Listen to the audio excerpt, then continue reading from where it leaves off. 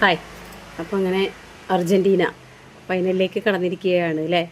നമ്മളെല്ലാവരും എന്താ പറയുക, ഫസ്റ്റ് കളി തുടങ്ങുമ്പോൾ തന്നെ ഒരു ടെൻഷനാണ്. അവരൊരു ഗോൾ അടിച്ചു കഴിഞ്ഞാൽ എന്താവും എന്നുള്ള അവസ്ഥയിൽ. പക്ഷേ കഴിഞ്ഞ 3 കളികളിലും നല്ല അടിപൊളിയായിട്ട് ലാസ്റ്റ് ടൈം വെച്ചിട്ട് ഗോൾ തിരിച്ചടിച്ച് നല്ല സൂപ്പർ വിജയം കരസ്ഥമാക്കിയിരിക്കുന്നു. കുറേ ടീം ഒരുപാട് കുറ്റങ്ങളും കാര്യങ്ങളൊക്കെ പറഞ്ഞു.